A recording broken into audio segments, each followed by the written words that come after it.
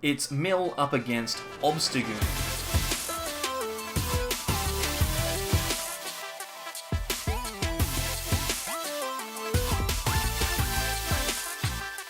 Welcome back, everyone. Some more from the Sableyes. I'm here today with Jordan. How are we doing, Jordan? I'm doing well, thank you. And we've got a very interesting matchup to cover today. These are two decks that I think people kind of have in mind for the International Championships, but they're not the ones that people have been testing a lot. Yeah, exactly. We've got Scott Langford on the left-hand side, who is playing Magcargo Mill, and Marco on the right, who is playing Obstagoon. Both of these decks, I think we're gonna feature pretty soon on the channel, so if you are interested in lists, we'll be able to show them to you soon. But yeah, very, very interesting decks that seem to be highly rated. Marco starting off here with Obstagoon. I think the only thing he really needs to do here is make sure that he gets himself some Zigzagoons down, and the quick ball will do the job for that. Yeah, this is a very interesting matchup, actually, because this Obstagoon list, well, its kind of strategy is kind of just to stop all of the top decks from doing what they want to do, stopping them from attacking with basic Pokemon. That's a strategy that beats a lot of the top decks right now, but stopping your opponent's basic Pokemon from doing damage doesn't matter when you're versing a deck like what Scott's playing today with the Mill strategy, where Scott's deck is not designed to do damage at all. So Obstagoon effectively is just doing 90 damage for 2 energy, which, while not terrible, it's certainly not the kind of pressure you want to be putting onto one of these Mill decks. Yeah, exactly, and we can see here Marco getting the Zigzagoon down. He's got an attachment onto that Zigzagoon, and now it is Scott's turn. He's got the Mareep in the active with the Fluffy Pillow ability, which will be able to put Marco's active to sleep. But again, Marco doesn't really mind about that because he's got himself a Jirachi in the active, so I don't care whether that's asleep or not. Magcargo comes down onto the bench, as well as a Lily's Pokédoll, a Rangaroo from the new Sword and Shield set, and a Zacian V. Yep, this is definitely a pretty strong start from Scott. Always getting that Zacian V on the first turn is typically what you want to see, just to start drawing cards and milling your opponent as quickly as possible. I guess Scott doesn't really care about what Marco's doing at the moment. He might be a little scared later on once Marco starts getting a whole bunch of Zigzagoons and Obstagoons, because I'd say that's probably the scariest part from Marco's strategy, is the fact that he can drop damage counters, maybe knock out multiple dolls at once or even multiple Pokemon at once and take a couple cheap prizes like that.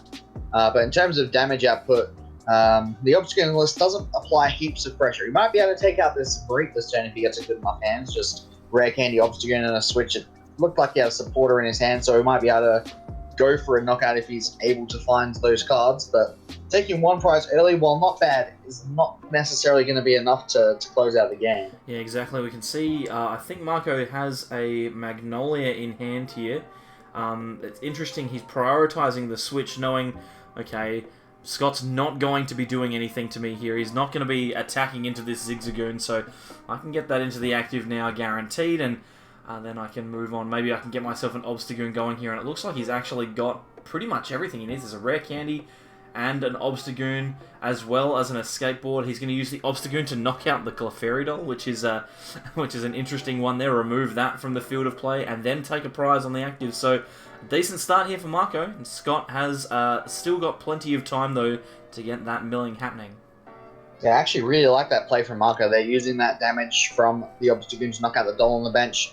Means that he's most likely going to be able to just attack into an actual Pokemon this turn instead of having to waste his entire attack next turn on one of those Clefairy dolls. The one thing I would have loved to have seen from Marco there was just being able to bench another Zigzagoon. Even though the 10 damage isn't super important, it would allow him to go Rare Candy Obstagoon next turn, theoretically, and maybe take a one-hit care on this Rangaroo that's in the active, which does require a bit of snipe damage. I believe that was 110 HP, so he could also just get 2 Zigzagoons next turn if he does want to go for that knocker on the Rangaroo. So Marco's definitely put himself in a pretty good position to kind of deal with this potentially slow start from a lot of these Mill decks. Scott's definitely not having a bad start, though, but he's not quite set up enough that I'd be super confident in my ability to mill before Marco can just take a bunch of prizes. Yeah, exactly, and Marco has actually very intelligently put the Stealthy Hood on the Obstagoon here, which means that one of the main things that Scott is going to try and do to stop him from taking prizes, that's using Mareep to put Obstagoon to sleep, won't actually affect it due to the fact that it is an ability. So quite astute play from Marco there. He's going to have a Pokemon in the active that he can attack with pretty much the entire game here. They're getting guaranteed 90 damage every single turn. Honestly, might be enough to take at least majority of your prize cards. Unfortunately for Marco, Scott did manage to get that air balloon plus the Clefairy Doll in the active, so he's not going to be able to take a prize this turn. But eventually, Scott's going to run out of Clefairy Dolls, right? Eventually, he's going to have to promote an Oranguru resource management, waste a turn to get some of his dolls or maybe some other important resources back into his deck. And if he does that, that's a free attack that Marco gets into a Pokemon. Just one Obstagoon chip, and that would be enough to take out an Oranguru, take another prize card. And I don't know, it feels like, even though I imagine would have been a bad matchup, I think Marco might be able to pull this off. Yeah, and unfortunately in Marco's hand there off of the Cynthia, getting 2 Lanoons, which is pretty average, so he's not able to get the extra Zigzagoon down. Scott now playing Lieutenant Surge, then Bellelba and Bryson Man, which is the main way that this deck mills cards, and then plays Professor Magnolia to try and draw into as many as he can. Plays down that Mareep and another Clefairy Doll, so has everything he needs now. The Oranguru with resource management is available as well, so this will be an interesting one. You feel like if Scott can get himself set up, then pretty much there's pretty much nothing that Marco will be able to do, but there is still a long way to go, and it requires a lot. Scott here retreating into the Mareep, missing that hood there, and so now he's going to be able to, he's just given Marco a free prize. It's very kind of him. I mean, he's going to have to sacrifice that Mareep eventually, I guess. I was kind of surprised to see him bench it even in the first place. He's already got pretty much what I would consider the perfect board for this matchup, where he's got that Magcargo, he's got the Oranguru from Sword and Shield to basically just draw whatever card he wants from his deck every turn. And now that Marco has started taking prizes, this actually isn't a bad thing for Scott, because he's going to be able to start using Lieutenant Surge, start spamming a little bit Bryson Mans over and over again, start slowly whittling away at Marco's deck. He has 2 prizes up, so he might be able to get there. And the good thing about this strategy for Marco is he doesn't really need to play cards in order to just keep attacking and eventually take a bunch of prizes. He can kind of just sit on his hand for a while, just hope maybe some of his Zigzagoons don't get milled for when he eventually needs the extra damage. And it's going to take Scott quite a while. There we go, just seeing him roll and mill 6 cards to see if he hits any Obstagoon pieces. So we got a rare candy. There's an Obstagoon as well. So there's the 6 cards from Marco into the bin. And that play there, you saw just how good this kind of combination is. Scott using Magcargo to grab the Power Pad, put it at the top of the deck, use Oranguru to get that card, play it, put 2 Bellelba and Bryson Man back into the deck, tag call for both of them, and then play them both with a Lieutenant Surge. Very, very powerful, and can mill a lot of cards if you can repeat that particular process, which it's not that difficult to do. The thing that Marco is really struggling with here, though, is that he still hasn't managed to find any of his Zigzagoons. He's not discarded any as far as I could tell, but they're just not appearing here. Yeah, exactly. I mean, just getting the quick pull there is a little annoying, but Marco's not in a huge rush. I mean, Scott is going to be milling pretty quickly now, so he's a little scared that he needs to start taking prizes quickly. But I think that's at least 3, if not 4 Pokédoll. I think it's 3 Pokédoll in the discard pile now. Yeah, it's 3. And even if he does get a 4th into the active eventually, Marco hopefully will be able to time that in the same turn he gets an Obstagoon into play, just knock it out for free and force Scott to promote another Pokemon. I think the one thing that Marco's got to be a little worried about here is the fact that even with doing 90 damage to an Oranguru, you can't knock it out. Well, either of the Orangurus you can't knock out without some of that snipe damage from the Obstagoon. So his Obstagoon abilities seem pretty important here, and I think that might actually be why we've seen Marco powering up that Mew on the bench, attaching energy to the Mew. Seems like a pretty strong play here, because he could potentially lock up some knockouts that he misses earlier from the Obstagoon. For example, this Oranguru right now, 120 HP, 90 from Obstagoon, and 30 from Mew might be enough to knock it out if it escapes to the bench. Yeah, exactly. Marco's going to be able to guarantee 10 damage on it now, and later on he's going to be able to snipe that, take the knockout, and put himself in a pretty strong position no matter how he goes for it. But this hand here for Marco, pretty dead. I mean, there's nothing that he realistically needs to do here bar declare an attack, and Scott just gets to play the game now. And as long as Marco keeps attacking, you feel like he's remaining in a pretty strong position. Like you said, 3 Pokédolls already gone. I think there's maybe 1 left in deck. I think I saw it at the top there that Scott will be able to grab off of a smooth over if he chooses to. But there's only so many of them in the deck until this Oranguru, of course, starts shuffling them back in.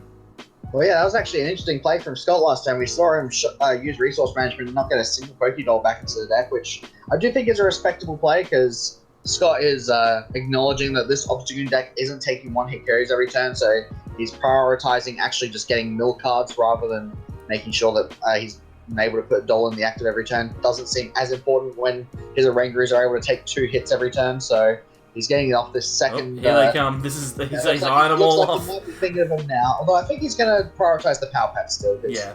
In Scott's mind, I think as long as he just keeps playing Belova and Bryson Man at least once, maybe twice every turn, eventually I think he's going to be able to get to the deck out before Marco gets to 6 prize cards. I think he eventually does get to 6 knockout or like 6 prize cards in this game if he keeps attacking, but it's just a matter of whether he does it in time. And I think due to the fact that Scott is prioritizing those Belovas, I think he might be able to just get to that deck out just before Marco takes his last 3 prizes. Yeah, exactly. It's tough to see both players opting for black sleeves on the black playmats, so it's a little bit difficult to see how big the decks are, but both players, I think, still in a reasonably good position. Marco probably less so than Scott, but you know, it's probably not the end of the world.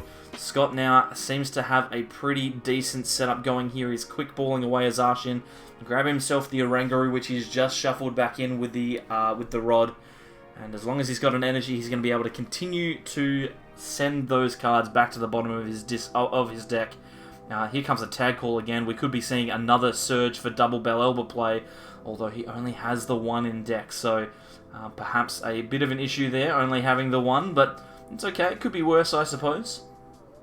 Yeah, and he might just want to opt to go for another resource management. He does have that Oranguru and the Fire Engine in his hand if he does choose to go for another resource and get some of those Belelvas back. But the scary part here is this time Marco did actually get a Zigzagoon onto the bench. So if he does promote that Oranguru, Marco could just get a Rare Candy and Obstagoon. I'm not sure if he has it in hand. I definitely saw an Obstagoon. I didn't see a Rare Candy.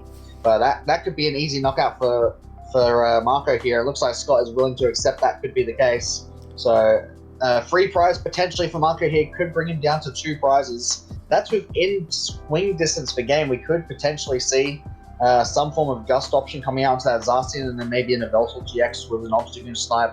It's a lot to ask for, but it's certainly possible. And we do actually see the Rare Candy coming out from Marco here. So he's going to be going down to 2 prizes this time. He certainly is, and I mean, that's a lot of pressure, and we saw kind of when Marco went to move his deck there a little bit that there are still plenty of cards left. Scott realistically only able to mill a maximum of 6 per turn, and that's only if everything goes right. He still needs to make sure that he's getting those Orangurus into play so that he can return cards to his deck. If he doesn't do that, he can find himself in a position where he mills himself and loses the game. Obviously, Scott being an intelligent player, that won't happen, but it is something to be aware of. Scott going into the deck here, smoothing over. It looks like he's going to grab the Pokédoll. It might be time to just sit back and use those dolls that have been returned to the deck to stop Marco from accelerating his win condition anymore.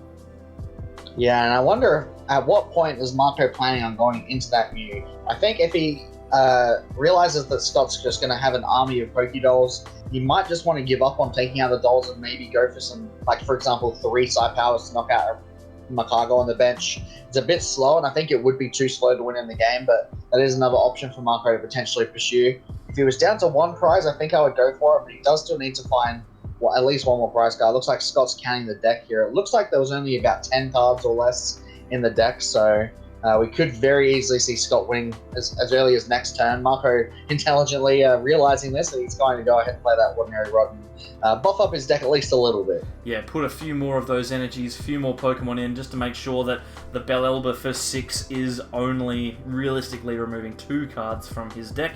And you can see now that Mew looks like it might be lining up to take a Magcargo. The fact that there is a Zigzagoon on the bench for Marco means that it could potentially be only the 1 turn away from knocking out that Magcargo, but he still needs to take 1 more prize card. So it could be a bit of a close but no cigar situation for Marco here. He might be 1 prize short of being able to take this game out. And the other question, I suppose, is can Scott play the rest of this game with the resources he currently has in deck? Because if Marco does get that Mew Psy Power plus Obstagoon knockout onto the Magcargo next turn, it could be very scary for Scott to actually use resource management again in this game. Putting in 1 prize Pokemon in the active when Marco only has 1 prize card remaining is a little sketchy. I mean, he might be okay because, once again, it can be a little difficult to one-hit KO the monkeys in this deck, but it definitely feels like Scott's going to want to try not to use resource management too much in this game, because he's realistically only one knockout away from losing face to that side power strategy that Marcus might be going for. I don't actually No, I think he decided to use Psi Power to knock out the active Pokédoll there, so I think Marco might live to regret that one, because Scott's just going to be able to cycle those around, and now he's an extra turn away from being able to slow Scott, as well as the fact that this Mareep is now going to be able to come into play and put this Mew to sleep. There's no Stealthy Hood on that Mew, so Marco's going to need to roll double heads due to the Slumbering Forest that is in play, and that could potentially cost him the game here. Yeah, I'm pretty curious as to why Marco chose to attack with the Mew instead of the Obstagoon. I do think that I don't think that knocking out the Doll was a bad play, but if you are going to knock out the Doll, you may as well use the Obstagoon in the active Stealthy Hood, I imagine. I don't see what the advantage to putting the Mew in the active is, unless he's planning on maybe going for a Psi Power on this next turn. And we actually see a reset stamp here from Scott. And I think that's going to buff Marco's deck up a little bit, but it doesn't matter how thick your deck is if you can't attack. So Scott's probably prioritizing knowing he's going to be able to go off this Mareep for realistically the first time in this whole game. This is probably the best turn to make it as hard as possible for Marco to attack. Exactly, Marco just drew on the off of the 2 cards he got for stamp into a Professor Magnolia, so he's actually not going to get punished too hard for that. Scott throwing down the power pad, double Bell Elba Bryson Man going back into deck for him, and he's going to be hoping that Marco can't get this Mew out of the active.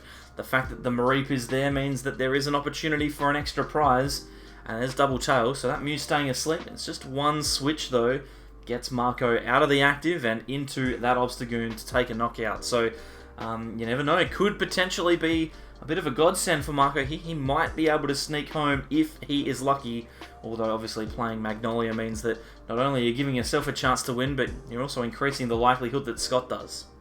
Yeah, this is really awkward, because, I mean, the deck does play 4 switch, so I imagine he's got at least some left. He actually missed it there, which is huge. Because if he had gotten that switch, he would have been able to take a knockout on this Mareep with Obstagoon, go down to 1 prize card, and then the Mew with the Psi Power will almost definitely be able to get the knockout, thanks to either 2 slaps from Psi Power or 1 slap plus the ability from a 3rd Obstagoon coming into play. But I think the fact that he missed the switch is going to cost him here. And this just goes back to the potential mistake he made in the last turn where he promoted the Mew for no reason. If he had just been able to take out this Mareep this turn, I think he probably would have been able to get there in time. It did still look like he had a solid 8 or 9 cards in deck, so I don't think he gets milled this turn. But it's going to be a really tight timer for Marco to close out these last 2 prizes now. It certainly will, and I mean, Scott is potentially within range. He's got the Slugma on the bench, so he could potentially utilize Magcargo GX here to get himself going, but he doesn't look like he has all the cards that he needs to execute that double Bell Elba and then Magcargo GX attack for game mill strategy. Instead, it looks like he's just going for the Magcargo here. He actually got the Magcargo GX off of the off of the Wisdom, or the Primate Wisdom, sorry, which is funny. But yeah, he's just going to have to sell for the Intrepid Sword. I think Marco almost definitely loses next turn, though, now that Magcargo is sitting there on the bench after the Intrepid Sword, and we still don't see a switch for Marco. I wonder how many he's actually got left in his deck. We could just see a Cynthia from Marco here, and I think that's fair, because he's shuffling in about the same amount of cards as he's drawing, so he's not actually taking many cards out of his deck, if any. If he finds a switch here, once again, he'll be going down to 1 prize, and if he goes down to 1 prize, he probably wins the turn after, with that Psi Power plus the Obstagoon evolving into that from that Linoon. I think this game's going to finish in the next turn or 2, no matter which way it goes. And that's a lot of cards in deck. I don't know if Scott's going to be able to mill that many. I think it's going to be closer than we think, because Marco seems to have missed a switch again here. So, I mean, when I say it's closer than we think, I mean, that means that Scott probably goes on to win if Marco can't do anything. Again, rolling the dice, double tails again, so that Mew stays asleep. And this Scott, Mareep is really... it's put in work right at the end. Sure is, and I feel like this was avoidable for Marco. I think he could have just not promoted the Mew and been in a fine position this game. But then again, if he had done that, then Scott probably just doesn't use the Mareep. He just puts Pokédolls in the active instead. So it's kind of weird to comment on what would have happened if Marco hadn't done that retreat. But now Scott's going to have some access to some Belobas, and he might be able to mill what little resources Marco has remaining. I don't know how many switch he's gone through. He might only have one or even zero left in his deck. I imagine he must have at least one or two left because he's been playing those draw supports trying to find it seems like. We do see him draw the Obstagoon off the top, which is good because he doesn't want that card to be milled. He wants to make sure he has access to an Obstagoon in his hands. Looks like we're going to have a look now. Oh, wow, he doesn't actually have any switches left. They're all away. They're all gone, so it doesn't look like this game is going to be winnable for Marco. He's going to naturally need to wake up, and he has to do it on the turn. He has to do it at the end of Scott's turn, and I mean, there's only 4 cards left in deck. I know Magcargo is ready to go on the bench, so this game is effectively over next turn. There's not really a huge amount that Marco can do. We'll put 30 damage on the board from the Obstagoon. May as well put him somewhere, I guess. Playing the deck, you may as well use the ability. But it doesn't look like Marco is going to be able to get out of jail for this one.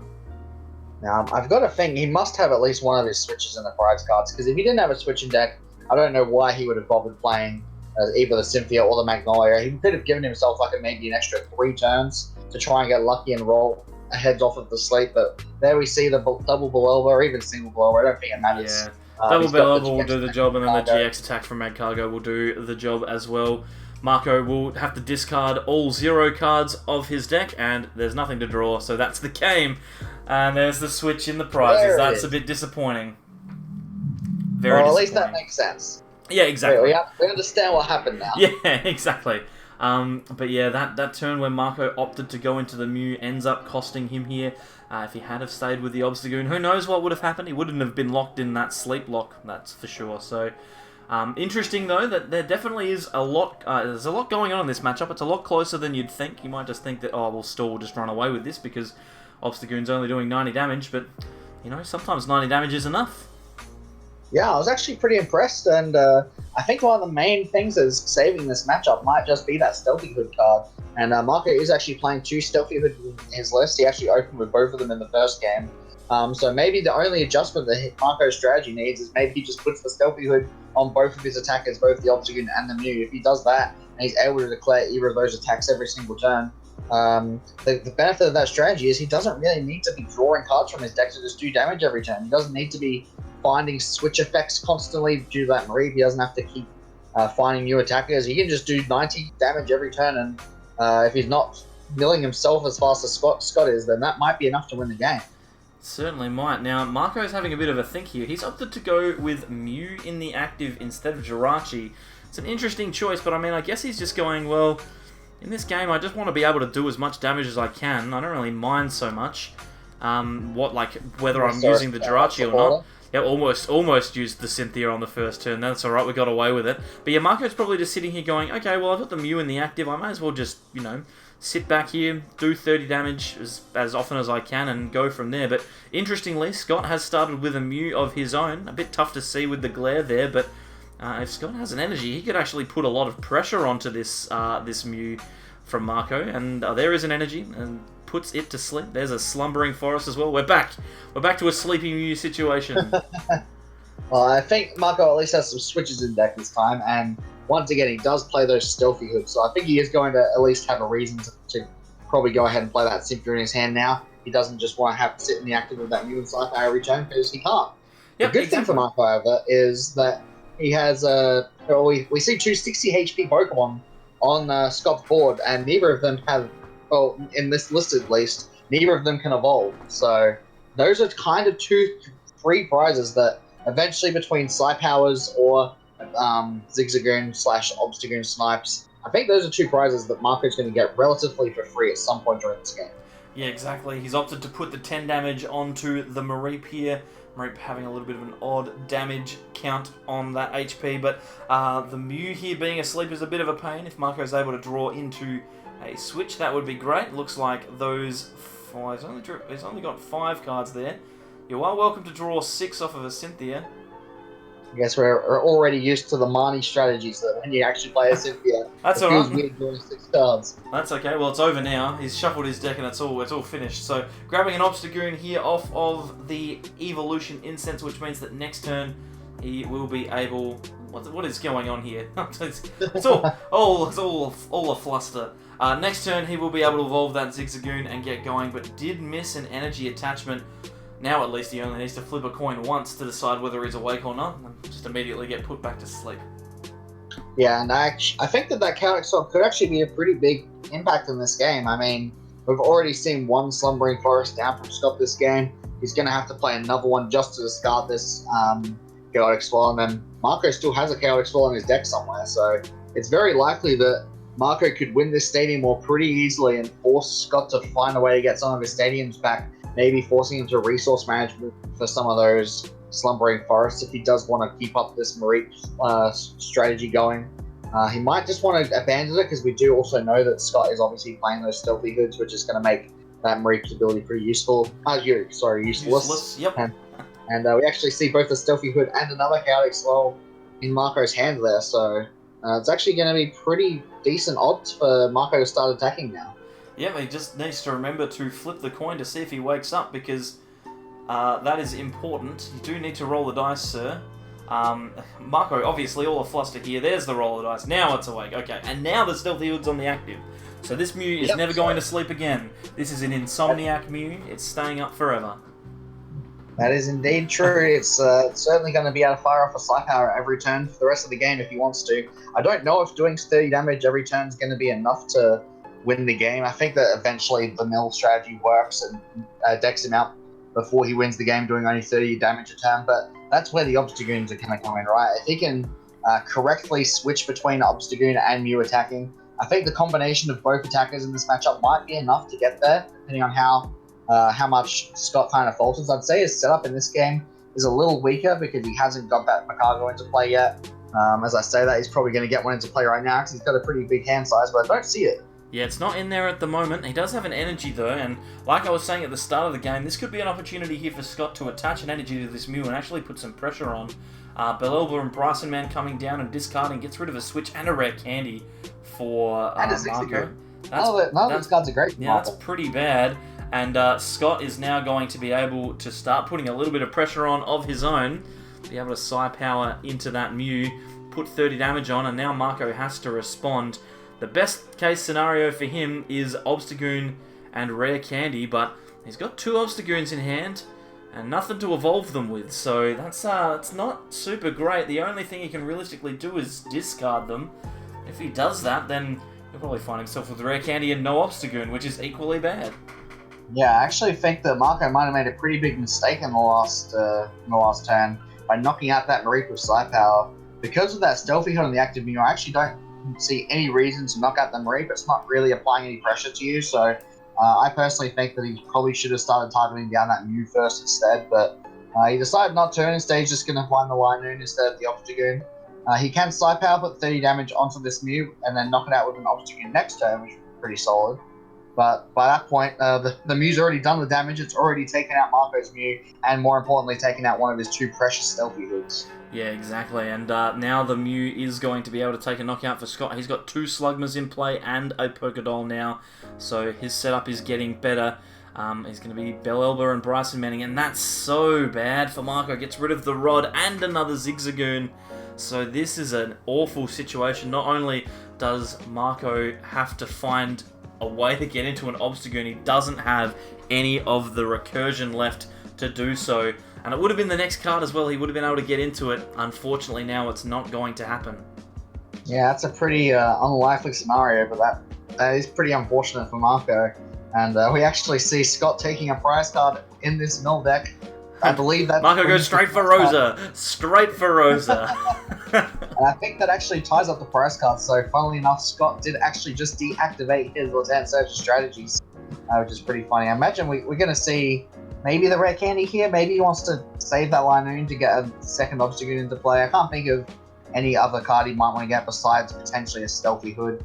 Obviously, there's no Mareep in play right now, but that's definitely a card that he's going to want to find before it gets milled. So that's what I personally would be prioritizing, but I think a Rare Candy isn't a bad option either. It means he could potentially take multiple knockouts on this turn. It looks like he's eyeing up between those 2 cards. Yeah, I think that the Stealthy Hood is probably the best option, considering the fact that the Zigzagoon that he would evolve with Rare Candy would be unable to attack this turn, but it looks like Marco has gone, I'll just go with the Rare Candy here. I'll evolve the Zigzagoon straight away. The good thing that Marco has going for him here is that he actually could potentially take a knockout with Linoon this turn. I think that attacks for 1 energy for 30 damage, or is it just 20 for Night Slash? I think maybe it's just 20. Actually, which is a bit awkward. This Rare Candy could knock out the Mew in between turns, but the problem with that is that Scott can just promote that Lily's Pokédoll and doesn't have to worry about losing any additional prizes this turn. Unless Marco's able to find another Obstagoon. It looks like he actually is getting He's got the perfect card, yeah. He's got the perfect card off the prizes there. Let's find another Obstagoon, yes, thank you. And the best thing about this is he's going to be able to evolve the Linoon into an Obstagoon, knock out the Pokédoll in the active, and put 90 damage on something on the bench. So that's actually a really lucky play there. Yeah, Scott is actually going to, luckily for him, have the option of choosing which Pokemon takes 90 damage here, so I imagine he's probably going to be putting that Oranguru into the active position to take 90 damage. And unfortunately for Marco, he has run out of all of his Obstagoon and Zigzagoon snipes for the rest of this game due to some of those unfortunate Belova discards. So that Oranguru is going to need another full attack into it to take the knockout, or maybe a Psy Power from a second Mew if Marco's running it. He does know that his Rod has been discarded though, so Mew is not going to be available for him for the rest of this game most likely. Yeah, you'd think that this Obstagoon is going to need to do the majority of the work. It doesn't have a Stealthy Hood just yet, so it is susceptible to that Mareep. But the Chaotic Swell has kept the Slumbering Forest away, so there is a good chance that Marco will be able to wake up if that option does present itself for Scott. You'd think, though, now Scott is probably looking just to start using this Oranguru for some resource managing. Maybe not, though. There's no energy in hand, so it looks like the Zacian's going to come up and take its place. Well, Intrepid Sword here for 3 cards. Oh, missed the Metal Energy. That's unfortunate. Alright, what was that? Was that 3 cards that Marco just drew? I'm not sure what that was for. I don't know. Maybe I saw incorrectly, but I don't know. That does seem very strange. Regardless, did he draw whatever just happened. I'm so confused. 90 damage to the Zacian, and we'll just move on with our lives as if nothing happened there. Yeah, I don't know if I saw that incorrectly or if something happened that I missed, but Scott is going to take 90 damage onto his active Zacian. I guess he's okay with the Zacian being chipped for a little bit of damage because he's holding that air balloon, and as far as he can tell, I don't believe we've seen any form of Gust option come out of Marco's deck yet. With Belova, I imagine you'd probably be able to at least get a quick peek at what Gust option Marco would be playing, if any, and we haven't seen any as of right now, so it looks like the Zacian can probably take one more hit and then retreat to the bench and be safe. And this is where we're starting to really showcase the weakness of this Obstagoon deck in this strategy against Mill. 90 damage just probably isn't going to be enough when Scott has all these different Pokemon he can pivot between, and without those Obstagoon abilities to close out these knockouts, he's going to be really falling far behind. It's really interesting that Scott opted to retreat there. I don't know if there was necessarily a reason to, but he's opted to move that Oranguru into the active. He's probably not going to get punished too badly for it. I mean, it is a bit disappointing, though, if he doesn't find energy this turn. He could be in a position where he's in a bit of trouble, and Marco's going to make it as difficult for him as possible to do that, playing Marnie now, so Scott's hand will be shuffled to the bottom of his deck, and he'll only draw 4, and there isn't an energy there, but he does find the Magcargo, which he seems pretty excited about. So he's actually going to be saved by that Marnie. Wasn't able to do it before, but now he can. Obstagoon hits for 90 once more, but I guess that's all that Marco can really hope for, is that he eventually does 90 enough times that he wins the game. Yeah, I mean, he's got a lot of damage on the board that Marco is very quickly going to run out of things to put into the active that can actually take a hit. In fact, I would say it's quite likely that he actually has no Pokemon left that can take a hit, unless he wanted to evolve his Slugma into Magcargo, or maybe retreat back into that Zacian again to take an additional hit. I do believe Scott still has some Pokédolls left, but it looks like he's not caring too much about that. He's dedicating that last bench spot to the Mareep instead, which is a pretty smart call overall, I think. We still haven't seen the second Stealthy Hood from Marco, and to be fair, you probably assume that it only runs one most of the time. I imagine the 2 Stealthy Hood is probably not super common in these Obstagoon lists, so Scott might not actually know of the existence of a second one. That's true, and it looks like we've just had time called. We are in Marco's first turn here, so you would think that this is a well and truly finished set now. I don't think that there's any way that Marco can take 4 prizes in 2 turns. I think it was, I'm not sure. Marco just taking the attack there, and Scott is simply going to have to, or simply going to be able to pass twice, and that will be the end of the game. He'll win the set off of his first victory, and I think that's probably fair. Stall tends to play long games, so this one has been quite interesting. Just a pass, and Marco... Yeah, we can tell that's definitely time being called. The dice counter, and of course the fact that Scott decided not to play his turn. Yep, Scott didn't do anything. He just sat there and was just like, yeah, no, I'm probably fine here. Looks like there's only about 7 cards left in Marco's deck anyway, so if Scott wanted to, he probably could actually just win the game next turn if he can find his Magcargo GX plus that Fire Energy to maybe mill 5 cards plus 1 below the Bryson Man. That might be enough to deck Marco out, so I don't think it matters. Looks like Marco's going to give us a PTCG animation there to close out the game. And that looks like it's the end of it. So Obstagoon didn't get across the line there. Stall managed to take out the victory. Thank you, Jordan. Not a problem. There we have it, 2 decks that we've not seen a lot of on the channel so far. We will be taking a look at them pretty soon though, so stick around for that. Mill and Obstagoon battling it out. In the end, Scott got across the line. Marco missing out in this one. Thanks very much to Jordan for commentating, as well as to Scott and Marco for coming along and playing this one for us. And thanks to you, the viewer, for watching. We enjoy your company, and we hope to see you back next time. If you'd like to be awarded a special little notification whenever we get our videos uploaded, then you can consider subscribing. Just up here, there's a little button. You might consider clicking onto that one. There's some videos down here that you might like, as well as a playlist for more testing in the Sword and Shield format. Follow us on Facebook and Twitter at @SableEyes_YT. And without further ado, we will leave you for now. Thank you very much for coming along. We'll see you all next time for more from the Sable Eyes. Bye.